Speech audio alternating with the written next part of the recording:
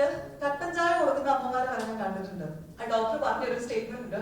Doctor പറയാണ്, നിങ്ങളൊരു ചെമ്പിനകത്ത് വെള്ളം വെച്ചിട്ട് അതിന്റെ അടിയിൽ തീപ്പെട്ടിക്കമ്പ് ഉരച്ചു വെച്ചിട്ട് കാര്യമില്ല. അത് കാരണം അത്രയേ ഉള്ളൂ, അതിന്റെ ഡൈജസ്റ്റ് ചെയ്യാനുള്ള കപ്പാസിറ്റി ആ ഒരു തീപ്പെട്ടിക്കമ്പിന് അത്രയേ ഉള്ളൂ. അതിന്റെ മുകളിൽ ചെമ്പിൽ നിങ്ങൾ വെള്ളം എടുത്ത് വെക്കരുത്. മോക്ക് എന്തെങ്കിലും പ്രശ്നമുണ്ടോ, വെയിറ്റ് കുറവാന്ന് തോന്നുന്നു? അപ്പൊ ഞാൻ എന്റെ ഡോക്ടറോട് പോയി ഇതേ ചോദിച്ചു, ഡോക്ടർ എന്റെ കുറിച്ച് ഓക്കെ ആണോ, കാര്യങ്ങൾക്ക് എന്താണ് പറഞ്ഞിട്ടുണ്ടാവുക എന്നുള്ളതിനെ കുറിച്ച് നിങ്ങൾക്കൊക്കെ കൃത്യമായിട്ടുള്ള ധാരണയുള്ളവരായിരിക്കും. നേരത്തെ ശ്രീജ സൂചിപ്പിച്ചതുപോലെ എന്നെ ഇങ്ങോട്ടേക്ക് ക്ഷണിച്ചിട്ടുണ്ടാവുക തീർച്ചയായിട്ടും ഞാനൊരു പേരന്റ് ആണ് എന്നുള്ളത് കൊണ്ടും ഞാൻ അതുമായിട്ട് റിലേറ്റ് ചെയ്യുന്ന കുറച്ച് കാര്യങ്ങളൊക്കെ സമൂഹ മാധ്യമങ്ങളിലൊക്കെ പങ്കുവെക്കുന്ന ആളായതുകൊണ്ടുമാണ് എന്നാണ് ഞാൻ കൂടുതലായിട്ട് മനസ്സിലാക്കുന്നത്. സോ എന്റെ ഒരു പേരന്റിങ് ജേർണിയുടെ കുറച്ച് ഗ്ലിംസ് പറഞ്ഞുകൊണ്ട് നമുക്ക് ഈ പുസ്തകത്തിലേക്ക് വരാം.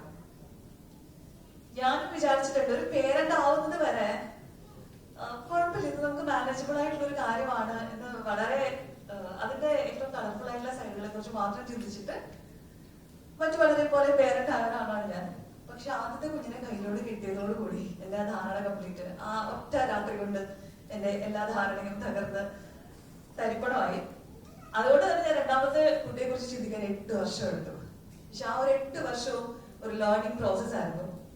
ഞാൻ തീർച്ചയായിട്ടും ഒരുപാട് അതിനെ കുറിച്ച് പഠിക്കാൻ ശ്രമിച്ചിട്ടുണ്ട്. കാരണം ഈ കുട്ടിയെ മാനേജ് ചെയ്യുക എന്ന് പറയുന്നത്, അല്ലെന്നുണ്ടെങ്കിൽ അവളുടെ ആ ഒരു സ്വത്വത്തിൽ നിർത്തിക്കൊണ്ട് തന്നെ വളർത്തിയെടുക്കുക എന്നുള്ളത് എത്രത്തോളം ഇമ്പോർട്ടന്റ് ആണ് എന്നുള്ള ഒരു റിയലൈസേഷൻ ഒരു പേരന്റ് എന്ന് പറയുന്നത്, once you are a parent you are always a parent എന്ന് പറയുന്നത് പോലെ ആ റെസ്പോൺസിബിലിറ്റി പിന്നെ തിരിഞ്ഞ് ഇറങ്ങി നടക്കാൻ ഒരു ഓപ്ഷൻ ഇല്ല എന്ന് മനസ്സിലായതുകൊണ്ട് ഞാനത് പൂർണ്ണമായിട്ടും ഏറ്റവും ഭംഗിയായിട്ട് ചെയ്യാൻ ശ്രമിച്ചുകൊണ്ടിരിക്കുന്ന ഒരാളാണ് ഞാൻ. അതുകൊണ്ട് തന്നെ ഡോക്ടർ സൗമ്യ പോലെയുള്ള ഒരുപാട് പേരുടെ ഇൻഫ്ലുവൻസ് ആ ഒരു ജേർണിയിൽ എന്നെ സഹായിച്ചിട്ടുണ്ട്. ഒരുപാട് നമുക്ക് വായിക്കാനും അല്ലെങ്കിൽ ഇൻഫ്ലുവൻസ് ആയിട്ടുള്ള ഒരുപാട് കാര്യങ്ങൾ പറഞ്ഞു തന്ന് കറക്റ്റ് ചെയ്യുന്ന ഒരു കൂട്ടം ആളുകള്. സൗമ്യ അതിനകത്ത് എടുത്തു പറയേണ്ട ഒരാളാണ്. ഞാൻ പണ്ടോട്ടേ സൗമ്യയുടെ വീഡിയോസ് ഒക്കെ ഫോളോ ചെയ്യുന്ന ഒരാളാണ്. അപ്പൊ അതുകൊണ്ട് ഇത്ര കൃത്യമായിട്ട് ഭംഗിയായിട്ട് അത് വളരെ ക്രിസ്പായിട്ടൊക്കെ നമുക്ക് വളരെ അത്യാവശ്യമുള്ള ഇൻഫർമേഷൻ ഷെയർ ചെയ്യുന്നതിൽ എപ്പോഴും സന്തോഷവും നന്ദിയും ഒക്കെ തോന്നിയിട്ടുണ്ട്. എല്ലാ വീട്ടിലും മേജർ ആയിട്ടുള്ള വലിയ കോൺഫ്ലിക്റ്റുകൾക്ക് കാരണമാവുന്ന ഒരു കാര്യമാണ് കുട്ടിയെ എങ്ങനെ വളർത്തണം എന്നുള്ള കാര്യത്തിലേക്ക് ഈ 2 ജനറേഷനുകൾക്കിടയിൽ പെട്ട് ആ ഒരു ക്ലാഷിൽ പലപ്പോഴും കുട്ടികൾ പെടുന്നത് ഞാൻ കണ്ടിട്ടുണ്ട്.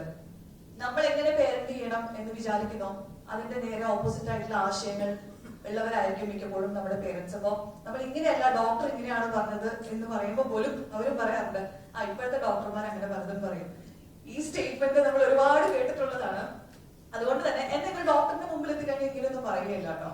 അപ്പൊ ഒരുപാട് കാര്യങ്ങളില് എന്റെ അടുത്ത് ഇതുപോലെ വന്ന് കുഞ്ഞു കുഞ്ഞു കാര്യങ്ങൾ സംസാരിക്കുന്ന അമ്മമാര്, 1 വയസ്സുള്ള കുഞ്ഞിന് കട്ടൻ ചായ കൊടുക്കുന്ന അമ്മമാരെ വരെ ഞാൻ കണ്ടിട്ടുണ്ട്.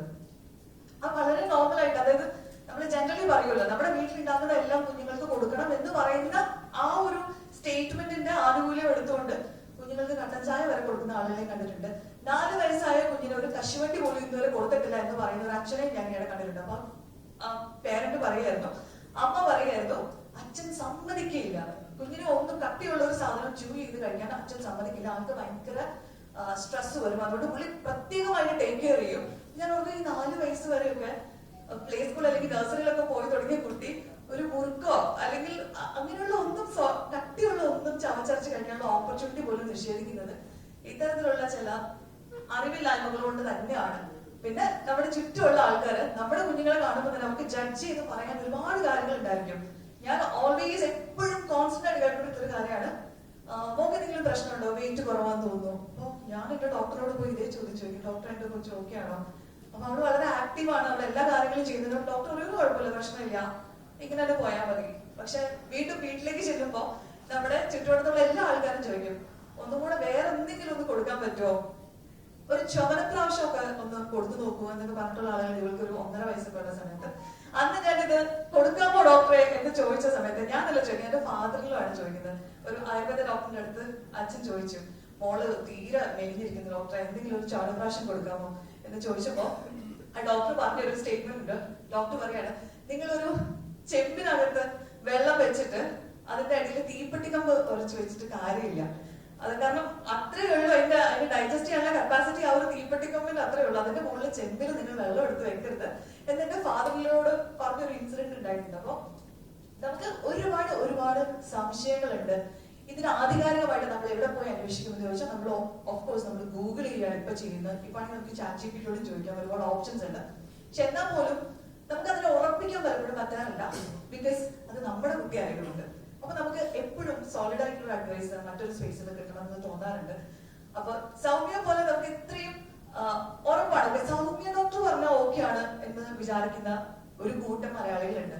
അപ്പൊ അവർക്ക് ധൈര്യമായിട്ട് എടുത്ത് വെക്കാവുന്ന, ആര് നമ്മളോട് നമ്മുടെ പേരന്റിംഗ് സ്റ്റൈലിനെ കുറിച്ച് ക്വസ്റ്റ്യൻ ചെയ്താലും ഇതൊന്ന് നോക്കൂ എന്ന് പറഞ്ഞ് നമുക്ക് കൊടുക്കാവുന്ന, അല്ലെങ്കിൽ പേരന്റ് ആവാൻ പോകുന്ന ആരെങ്കിലും നമ്മുടെ ചുറ്റുമുണ്ടെങ്കിൽ അവർക്ക് ഏറ്റവും നല്ലൊരു സമ്മാനമായിട്ട് കൊടുക്കാവുന്ന ഒരു പുസ്തകമാണ് ഇത്. ഞാൻ ഉറപ്പായിട്ടും പറയും.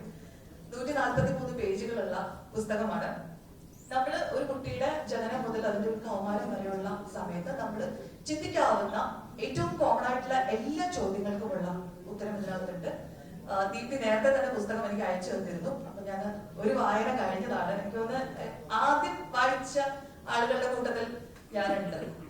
അപ്പൊ തന്നെ എനിക്ക് തന്നെ ഉറപ്പായി ഇത് ഒരു കോപ്പി എല്ലാവരും, കുട്ടികളുള്ള, അതായത് ഒരു ടീനേജ് വരെ പ്രായത്തിലുള്ള കുട്ടികളുള്ള എല്ലാവരും തീർച്ചയായിട്ടും വീട്ടിൽ സൂക്ഷിക്കാവുന്ന, നമ്മുടെ ഏറ്റവും പ്രിയപ്പെട്ടവർക്ക് ഗിഫ്റ്റ് ചെയ്യാവുന്ന ഒരു പുസ്തകം തന്നെയാണ്. നേരത്തെ പറഞ്ഞ പോലെ പേരന്റിങ്ങിന്റെ ഒരു എൻസൈക്ലോപീഡിയ എന്നുള്ള തരത്തിൽ നമുക്ക് ഇപ്പൊ പരിഗണിക്കാവുന്ന ഒരു പുസ്തകമാണ്. കാരണം എന്താ വെച്ചാൽ ഇതുപോലൊരു പുസ്തകം അല്ലെങ്കിൽ ഒരു റെഫറൻസ് ഗൈഡ് എന്ന് തന്നെ പറയാവുന്ന തരത്തിലുള്ള ഒരു പുസ്തകം മലയാളത്തിൽ ഇതിനു മുൻപേ ഞാൻ കണ്ടിട്ടില്ല എന്നുള്ളത് തന്നെയാണ്.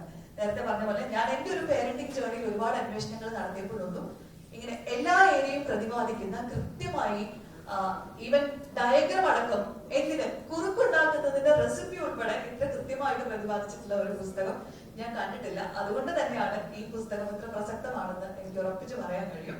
അപ്പൊ അതാണ് പുസ്തകത്തെ കുറിച്ച് പറയാനുള്ളത്. 199 രൂപയാണ് പുസ്തകത്തിന്റെ വില. പുസ്തക പരിചയം നടത്തുമ്പോൾ അത് പറയണമല്ലോ. അപ്പൊ സൗമ്യയുടെ ഇപ്പൊ ദുരിതാശ്വാസ നിധിയിലേക്കുള്ള ആ ഒരു കോൺട്രിബ്യൂഷൻ കണ്ടതാണ്. അതുകൊണ്ട് നമുക്ക് പുസ്തകം പെട്ടെന്ന് ഹിറ്റ് ആക്കേണ്ടത് നമ്മുടെ എല്ലാവരുടെയും ആവശ്യമാക്കി നമുക്ക് ഏറ്റെടുക്കാം. മാത്രമല്ല പേരന്റിംഗ് എന്ന് പറയുന്ന ആ ഒരു റോളിലേക്ക് നമ്മൾ പലപ്പോഴും കടക്കുന്നത് പലപ്പോഴും ബേസിക് ആയിട്ടുള്ള ഏറ്റവും റെസ്പോൺസിബിൾ ആയിട്ടുള്ള കാര്യമാണ് നമ്മൾ ചെയ്യാൻ പോകുന്നത്. പക്ഷെ ഏറ്റവും ബേസിക് ആയിട്ടുള്ള ഒരു പഠനം പോലും അതിനെ കുറിച്ച് നടത്താതെയാണ് നമ്മൾ പലപ്പോഴും ആ ഒരു ജേർണിയിലേക്ക് എൻ്റർ ചെയ്യുന്നത്. കൃത്യമായിട്ടുള്ള ധാരണയോടെ നമ്മൾ അതിലേക്ക് കടക്കുകയാണെങ്കിൽ അത് അടുത്തൊരു ജനറേഷനോട് ചെയ്യാവുന്ന ഒരു വലിയ നീതിയാണ് എന്നാണ് തോന്നുന്നത്. അപ്പൊ ഈ പുസ്തകം ഞങ്ങൾക്ക് തന്ന സൗമ്യയ്ക്ക് നന്ദി. പുസ്തകം ഒരു വലിയ വിജയമാവട്ടെ. ആശംസകൾ.